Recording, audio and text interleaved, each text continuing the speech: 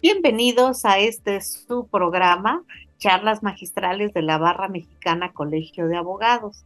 El día de hoy tenemos como invitado a un gran magistrado del Poder Judicial de la Federación, a una persona que ha recorrido todos los escaños de la carrera judicial, del escalafón de la carrera judicial, desde actuario judicial hasta magistrado de circuito, y que además ha ocupado puestos administrativos muy importantes, como ha sido ser consejero de la Judicatura Federal y coordinador de asuntos jurídicos de la Presidencia de la Suprema Corte de Justicia de la Nación. Es un verdadero placer tener con nosotros el día de hoy a un gran amigo, a un gran compañero y a un gran jurista, el magistrado Juan Carlos Cruz Razo. Bienvenido, Juan Carlos. Gracias por aceptar estar con nosotros en mi programa.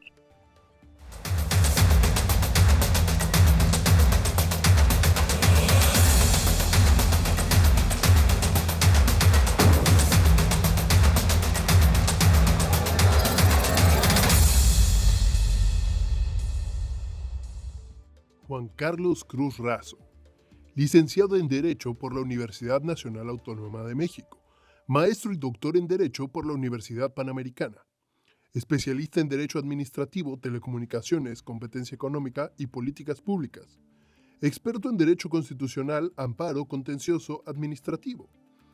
Trabaja en el Poder Judicial de la Federación desde hace 38 años y ha recorrido todas las categorías de la carrera judicial.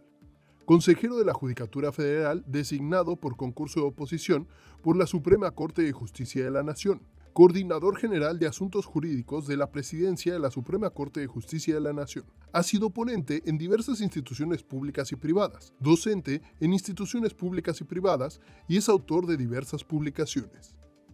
Pues como ya hemos mencionado, nuestro invitado de hoy, el señor magistrado Juan Carlos Cruz Razo, es un placer tenerte con nosotros, un hombre querido, respetado, admirado en el Poder Judicial de la Federación. Gracias por haber aceptado acompañarnos este día en el programa. Muchísimas gracias por estar con nosotros, Juan Carlos. Todo lo contrario, ministra. La verdad, yo quiero agradecer a la Barra Mexicana, Colegio de Abogados, Asociación Civil Nuestra Barra, y a su presidente Víctor Oley, por supuesto, a la señora ministra Margarita Beatriz Luna Ramos, esta amable invitación. Y muchas gracias por tus palabras, que pues yo sé que surgen de tu gran bondad y generosidad, y siempre las aprecio muchísimo. Muy amable, Margarita, con todo gusto aquí estamos.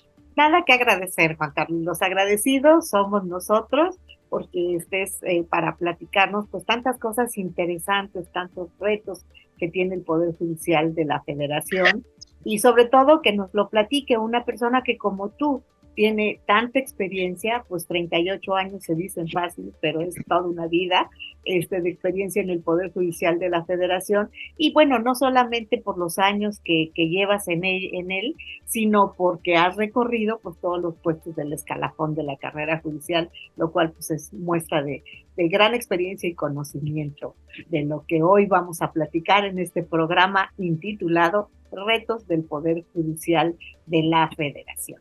Bueno, pues tratando de entrar en materia luego, Juan Carlos, la primera pregunta que me surge es, tú has estado en todos estos escaños del Poder Judicial de la Federación, en este escalafón tan amplio del Poder Judicial de la Federación.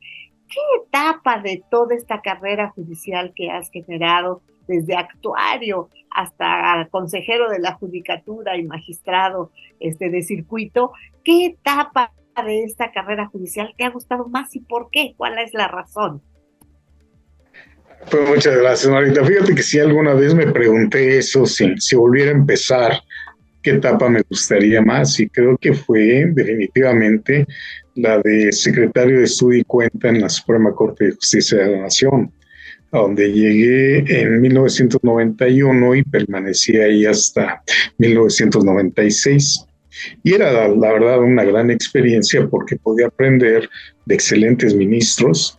Existía una gran camaradería entre los secretarios, la verdad era una unión muy fuerte, y prácticamente pasaba todo el día pues, leyendo y estudiando los asuntos.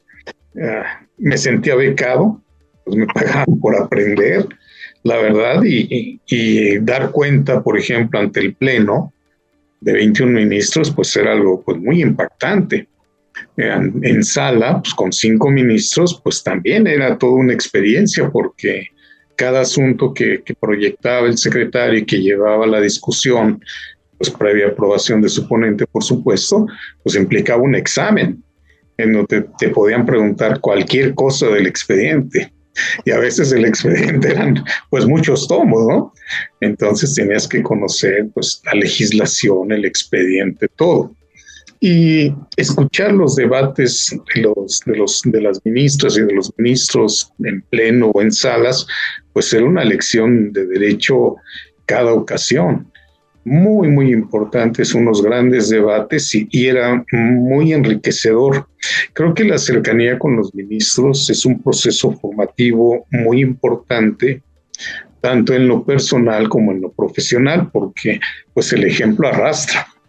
¿Ah? Eso es totalmente cierto. Sí, creo que todo, pues nueva jueza o nuevo juez, yo creo sinceramente, deberían antes de acceder a su cargo, antes de empezar a despachar como tales, pues deberían de tener una estancia en la corte, porque esta cercanía con los ministros es muy formativa.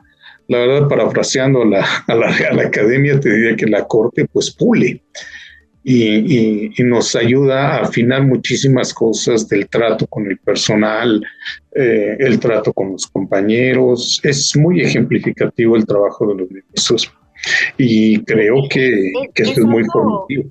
Importantísimo lo que has señalado. Y bueno, estamos hablando de un poder judicial que de alguna manera nosotros vivimos hace algunos añitos ya. Bueno, yo ya estoy jubilada, pero y entré a lo mejor un poco antes que tú, precisamente por mi edad. Pero lo que tú has señalado me parece importantísimo, Juan Carlos, porque es parte de la carrera judicial y es una gran formación pasar por la Suprema Corte de Justicia de la Nación. ¿Qué ha sucedido en la actualidad?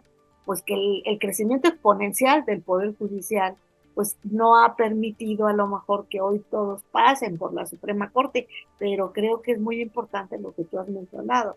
Si no pueden pasar con un nombramiento de secretarios de estudio y cuenta, sí debería haber cuando menos una estancia para sí estar un tiempo cuando menos en la Suprema Corte de Justicia de la Nación y pues no perderse ese escaño de la carrera judicial.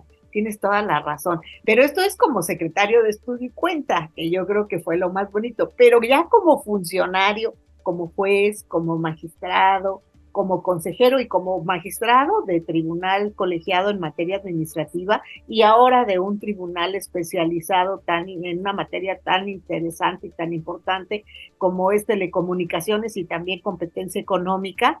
En estos escaños, ¿cuál te gusta más ya como funcionario, ya no como secretario? Pues ya en esta etapa creo que la etapa de magistrado es muy, muy importante también. Me ha dejado mucha huella, la verdad. Ha sido un trabajo muy intenso en todo este tiempo, pero sigo sobre esta misma base, ¿no? De continuar aprendiendo, continuar estudiando, tener que reflexionar, estudiar los asuntos y sobre todo convivir con mis compañeros. El trabajo en tribunales colegiados, pues lo decimos en la jerga judicial y de una manera pues muy divertida, decimos que es un matrimonio de 3. Bastante complicado. Entonces, pues tenemos que trabajar y saber trabajar en equipo y además construir consensos, porque pues, los criterios pueden tener muchas diferencias, pero crear consensos creo que es muy importante también. Y pues creo hoy día lo más importante, decimos en los integrantes del Poder Judicial, ya no pidas el lugar de adscripción, fíjate en tu integración. Eso es totalmente cierto. Si hay quienes dicen, yo quisiera estar en tal lugar, y hay quien ha contestado, no, tú quisieras estar con compañeros con los que haya realmente afinidad para poder lograr pues una relación armónica. Es compleja la relación de un tribunal colegiado. Como consejero, bueno, tú también viste los problemas que se pueden generar en una relación de esta naturaleza. ¿Podrías hacernos algún comentario al respecto? Sí, como no, también pues el trabajo en el consejo es intenso y ahí pues tenemos también la oportunidad de convivir ya no solo con jueces o magistrados o con el presidente o presidenta de la corte, sino también con personas que vienen ya de la esfera del Ejecutivo o del Senado de la República y los criterios se nutren y es un aprendizaje muy bueno. Hay muchas personas que opinan que el consejo no debe estar integrado por personas ajenas. Yo creo que no, yo creo que es muy sano, nos trae vientos frescos, nos trae conocimientos, visiones distintas y creo que enriquece mucho el debate. Una posición pues muy personal, por supuesto, como todo lo que digo es solamente atribuible a mí. Hay muchas voces que piensan, por ejemplo, que se debería de separar el Consejo y la Corte y que el presidente no debería hacerlo de ambas instituciones. Yo creo que no. Yo creo que a través de todas estas experiencias puedo decir que si se separan estas instituciones, después tendríamos conflictos muy fuertes entre las mismas, como ha sucedido en otras latitudes, como en España, por ejemplo. Y aquí en México, creo que el presidente o presidenta es el puente de unión entre estas dos instituciones. Y lo voy a decir de una manera muy lacónica, muy trivial si se quiere, pero es muy ejemplificativa. Jueces y magistrados somos el jamoncito del sándwich. El consejo es una tapa, la corte es otra tapa, porque estamos vinculados a la corte jurisdiccionalmente por sus determinaciones y administrativamente el consejo pues, nos vigila, disciplina, etcétera.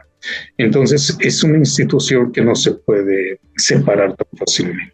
Se crearía una familia disfuncional si hicieran esta separación. Coincido plenamente contigo. Yo sé que hay muchas voces, como tú bien lo has dicho, en ese sentido, pero la razón que has dado es precisamente la correcta. No podemos separar la función jurisdiccional del manejo administrativo del funcionamiento de tribunales y de juzgados. Entonces, pues para mí también creo que es importantísimo que esta decisión no se lleve a cabo, porque no solamente es normar el criterio jurídico de los impartidores de justicia a través de los criterios que marca el máximo tribunal, sino también precisamente toda la situación administrativa que esto conlleva y que va, por supuesto, de la mano una con otra. Y tú señalaste otro aspecto importantísimo, que esto puede crear escisiones muy grandes cuando sí forman parte de cosas distintas. Hablaste del caso de España. Se han demandado hasta penalmente el Tribunal Constitucional y el Supremo. ¿Por qué? Pues precisamente porque empiezan a surgir divergencias de criterios y esto les hace entrar en conflictos y conflictos hasta de carácter penal. Sí, sí, muy graves, muy graves. Por eso yo creo que estas personas que piensan así se deberían dar un tiempo para reflexionar en estos tipos de cuestiones, ¿no? Porque es importante. Modificar una institución pública tiene que ser un proceso muy, muy delicado y muy bien estudiado. Sobre todo, yo creo que las modificaciones son válidas cuando amerita, cuando es precisamente para darle pues mayor agilidad, mayor prestancia, mayor autonomía, mayor independencia. Bueno, pues eso es perfectamente válido, pero no para en un momento dado meterla en un problema en el que después va a ser mucho más difícil su manejo. Yo coincido plenamente contigo. Bueno, en este recorrido que has tenido tan interesante dentro de la carrera judicial, porque nuestro público debe de saber que el magistrado ha sido actuario, secretario de juzgado, secretario de tribunal, secretario de estudio y cuenta de la Suprema Corte de Justicia de la Nación, juez de distrito, magistrado de circuito, consejero de la Judicatura Federal, y habiendo concluido este periodo en el Consejo de la Judicatura, él regresó a ser magistrado de circuito y hoy está en un tribunal especializado de gran importancia como es el de telecomunicaciones. calificaciones y competencia económica. Pues en este recorrido tan bonito que llevas de esta brillante carrera jurisdiccional, querido Juan Carlos, ¿qué jueces, magistrados o ministros han dejado una impronta en ti, han marcado tu vida profesional y por qué no precisamente personal también puede ser? Me encantaría que nos explicaras esta parte, pues a lo mejor tan sensible de tu carrera judicial. Muchas gracias, Margarita, por esta oportunidad de la que poco hablamos en muchas ocasiones, ¿no? Tuve la fortuna de conocer a las integraciones de la Corte, por ejemplo, anteriores a 1995 y posterior a 1995. Entonces admiro pues a grandes ministros como doña Fausta Moreno Flores, pues don Noé Castañón León, don Carlos de Silva Nava, don Juan de Romero, don Mariano Azuela, don Guillermo Ortiz Mayagoitia, todos ellos, y por supuesto con especial cariño a don Sergio Salvador Aguirre Anguiano y a doña Margarita Beatriz Luna Ramos, que han marcado, yo creo que la vida de muchas personas, entre ellas la mía, porque nos dejan experiencias con su ejemplo. Yo trabajé con doña Fausta Moreno Flores, pues de ella aprendí pues, la forma de trabajar, de ser no estricto, sino hacer las cosas de manera correcta, lo que se tiene que hacer y se debe de hacer, pues con apego a la ley, fundando y motivando, etcétera, ¿no? Aprende uno de don Juan Díaz Romero, por ejemplo, su bondad, su generosidad, su sapiencia, pero ante todo su buen trato. Es decir, cuando aún incluso, y tú lo viste muchas veces también, cuando en un pleno, por ejemplo, pues ya empezaba don Juan diciendo, pues el proyecto está muy bien elaborado, felicito al ponente, etcétera, y después venía, pero no lo comparto, pero era un gesto de caballerosidad y con gran conocimiento, pues daba una lección Juan, ¿no? Don Sergio, pues en muchas ocasiones ha sido fundamental su posición, incluso que poco se reflexiona en ello, ese sitial que se tiene, por ejemplo, que en la anterior integración lo tuvo don Carlos de Silva Nava, o después en la nueva integración, don Sergio Salvador Aguirre Anguiano, es fundamental. El primer voto ya en la decisión de los asuntos tiene una importancia singular que convendría examinar. Y eran rectores y guías muchas veces de la discusión. Y don Sergio pues dio muchos ejemplos muy valiosos. Hoy día pues sigue teniendo una gran actualidad su frase aquella de que no saben de qué están hechos los ministros, ¿no? Yes. Para resolver justamente de la ley Televisa famosa. Sí, para resolver sin estridencias, sin ideologizaciones, pues solo con apego a la ley y a sus propias convicciones. Y eso es tan vigente hoy día, como lo podemos ver. Por eso creo que admiro a todos estos ministros, pero creo que doña Fausta, don Juan y don Sergio han dejado una profunda huella y lo recuerdo con mucho cariño. Y a su ejemplo recurro muchas veces. Cuando tengo algún conflicto, alguna duda, pues me pregunto qué haría doña Fausta, qué haría don Sergio, qué haría don Juan. Sí. Por eso no, pues además trabajaste directamente con doña Fausta y con don Sergio, si no mal recuerdo. Sí, así es. Entonces eran dos estilos completamente distintos. Sí, dos, me queda claro. Personalidades totalmente distintas, pero se aprovecha todo este conocimiento y el bagaje que ellos tenían. Los dos ya pues en paz descansen, los tres. Los tres. Pues descansen, ya nos dejaron, pero sus enseñanzas yo creo que siguen muy vigentes. Sí, tienes toda la razón. Eso que mencionaste desde un principio, que era una beca estar en la Suprema Corte de Justicia de la Nación, yo también así la sentí cuando fui secretaria de Estudio y Cuenta, porque de veras, escuchar las discusiones de los ministros era una cátedra cada vez que había. Era una cátedra. Y por supuesto que sí, era una manera de formar nuestro criterio, era una manera de aprenderles, era una manera de ir consolidando nuestra carrera jurisdiccional.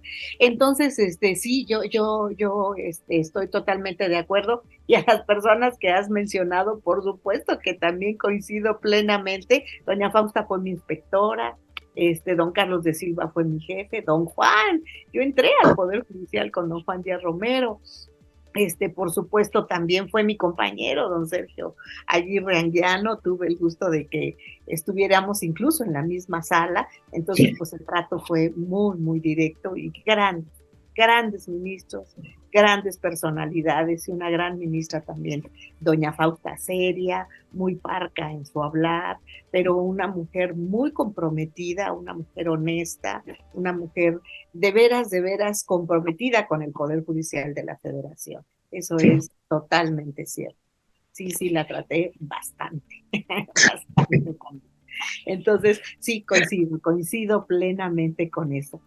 Pero también en este desarrollo de la carrera judicial, querido Juan Carlos, tuviste una actuación muy importante en el Consejo de la Judicatura.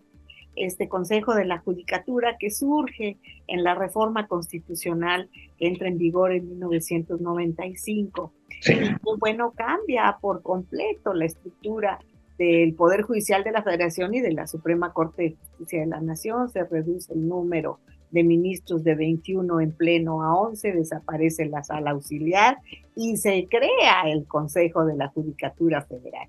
Y bueno, pues tú participas en un concurso para consejero de los nombrados precisamente por la Suprema Corte de Justicia de la Nación y sales triunfador. En ese concurso eres nombrado consejero.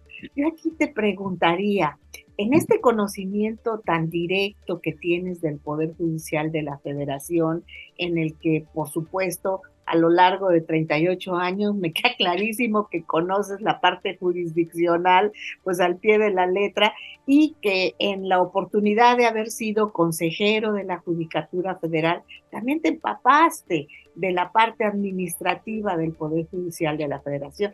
Yo te preguntaría, ¿cuáles consideras que son los retos del Poder Judicial de la Federación para los próximos años, Juan Carlos? Es una súper pregunta, Margarita, y es muy, muy, muy interesante. Yo creo que el Poder Judicial de la Federación enfrenta grandes retos porque se encuentra en un momento histórico sin precedente. Es un gran hecho ya el que lo presida una extraordinaria mujer por primera vez en la historia de la Corte. Esto ya de por sí es un hecho que marca toda una época. Pero ello también se suma que la sociedad se ha percatado cada vez pues, más de que su Corte Suprema pues, no solo es el máximo tribunal, sino de que también es un árbitro entre los poderes. Y esta sociedad pues también agradece el valor de su independencia judicial y está entendiendo este concepto cada vez más. Es inédito, pues al menos para mí, que la sociedad salga espontáneamente a manifestarse en apoyo a su máximo tribunal. La Corte, pues muy en su papel, pues no puede hacer manifestaciones, aseveraciones o decir estuvo bien, estuvo mal, pero esto fue un ejercicio inédito y la Corte pues, se mantiene al margen porque dice, bueno, como decía don Sergio, nosotros tenemos que resolver sin estridencias ni sin ideologizaciones. Pero es significativo que la sociedad salga y se exprese de esta manera. Y yo creo que el Poder Judicial enfrentará estas tempestades porque su fortaleza está en sus integrantes y en la carrera judicial. Esto le da una solidez pues enorme porque se inspira en valores pues muy profundos, ¿no? Empezando con la ética, el profesionalismo, etcétera. Y esto le hará que resista todo esto. Pero pienso que el mayor reto del Poder Judicial ahorita es cómo enfrentar toda esta carga de trabajo que se le va acumulando más y más cada día, porque su desempeño pues, va provocando que más y más demandas lleguen a su conocimiento. Como decimos, el índice de litigiosidad pues, es exponencial y va creciendo. Y el Poder Judicial no puede estar creciendo así nada más porque va a llegar un momento en que va a caer en la ineficiencia, ¿no? Esto puede ser muy complicado. Pero entonces, este proceso yo creo que no debe resolverse solo con parches a las leyes, con modificaciones o reformas parciales, con nuevos códigos incluso, ¿no? Que son muy importantes, no les niego su importancia, pero no son suficientes. Se requiere solo una verdadera reforma estructural judicial, y no hablo de cambiar a los integrantes de los órganos, que eso muy, muy claro, sino de que hagamos de que podamos tener un sistema jurídico eficaz y eficiente. Y es un proceso que creo debe empezar desde la Constitución, porque esta dice que nuestra planeación del desarrollo debe de ser democrática. Pero no lo es, porque el Poder Judicial no es invitado a este proceso, ni participa. Y en los estados, los poderes judiciales locales tampoco participan en estos procesos. Entonces, ¿cómo podemos decir que tenemos una planeación democrática del desarrollo cuando uno de los actores fundamentales, que es el poder del Estado, lo dejas fuera? Y esto es lo que nos lleva a que no existan políticas públicas judiciales consensuadas entre los estados y la federación que digan hacia dónde queremos llevar la justicia en 10, 15, 20, 30, 50 años. ¿Cómo debemos de trabajar? Y en este proceso, pues tampoco los estados participan en sus planes locales, y pues esto solo tratan de sobrevivir a un avasallador paso de la federación que les quiere imponer todos sus modelos. Por ejemplo, en el contencioso administrativo, que se hizo una reforma constitucional donde antes la reforma decía podrán instituir tribunales de lo contencioso, y luego con motivo de la reforma en materia anticorrupción ahora dicen deberán instituir tribunales de lo contencioso, y entonces vamos de esta manera. Por esto creo que la reforma, que verdaderamente necesitamos una reforma de índole estructural. Mira, a nivel federal tenemos un sistema jurídico completamente ineficiente porque es un modelo redundante. Tenemos tribunales federales con autonomía, que se dice así en la Constitución, pero sus decisiones no son definitivas y tienen que pasar a ser revisadas a otro tribunal federal. Entonces, si un observador externo puede decir, a ver, ¿cómo es posible que tengas tribunales federales para conocer de unos asuntos y luego los vayas ante otros tribunales federales a revisar? Y esto es parte del proceso no siempre muy adecuado que ha hecho el legislador. Por ejemplo, en 1992, cuando creó los tribunales agrarios, dijo, vamos a crear tribunales agrarios para acabar con el rezago, ¿sí?, dotados de autonomía para para resolver en justicia agraria. Pero pues los dejaron a medias nada más y les impusieron todavía funciones administrativas. A lo que debía ser un órgano administrativo le dijeron, y vas a acabar con todas las solicitudes de votación a un carácter administrativo. Lo propio hicieron con la reforma anticorrupción.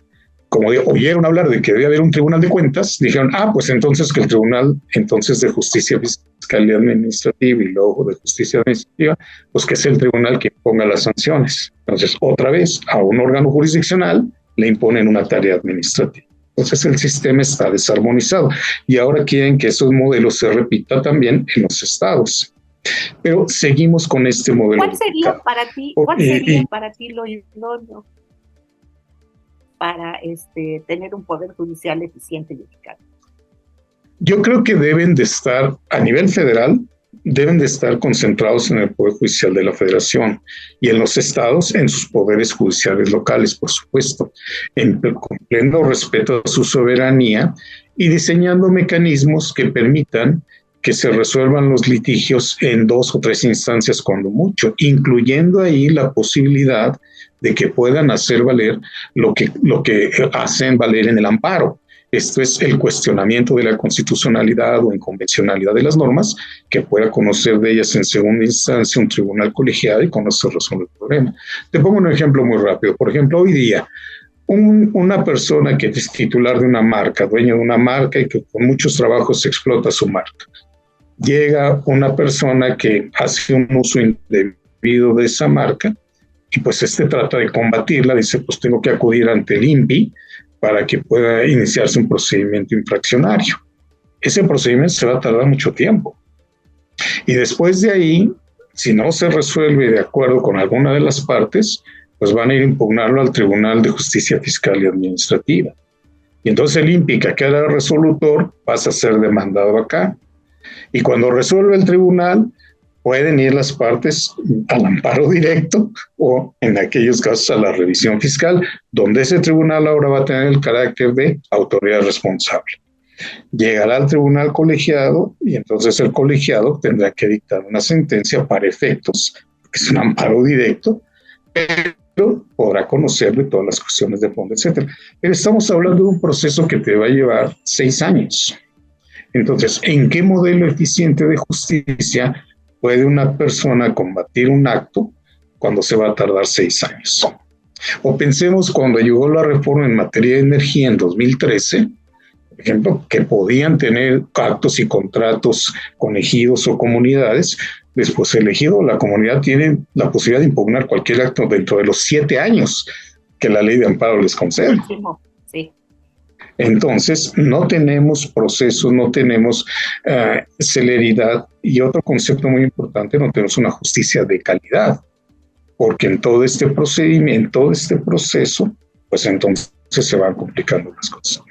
Por eso es que digo que con este sistema federal redundante, pues se sobrecarga mucho el Poder Judicial de la Federación.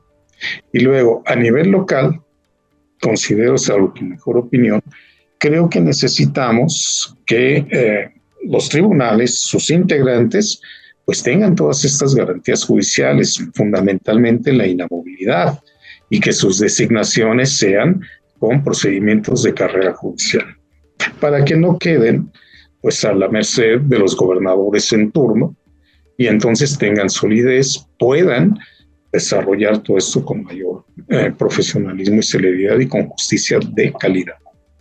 No, bueno, son problemas muy intrincados que, bueno, aunque sea en poco tiempo, pero se han tratado de manera muy sucinta y sobre todo de manera profunda. No, yo te agradezco muchísimo, nos quedan muchas preguntas en el tintero porque vaya que es un tema escabroso, pero desafortunadamente el tiempo nos ha ganado, de tal manera que pues no tengo más que agradecerte muchísimo tu presencia y bueno, decirte que te invitaremos nuevamente para ampliar toda esta plática y rápidamente un mensaje a nuestro público televidente agradeciéndote tu estancia en el programa. Si me permites, te tomaría un minuto más para decir que este proceso del que hablábamos requiere también la construcción de una escuela judicial nacional y de una defensoría pública nacional, y tenemos los medios y los recursos para hacerlo. El mensaje que yo pudiera dar, pues además de agradecerte de veras de corazón esta invitación, pues creo que lo puedo dirigir a los jóvenes abogados que se van integrando o que tienen la intención de pertenecer al Poder Judicial de la Federación, ¿no?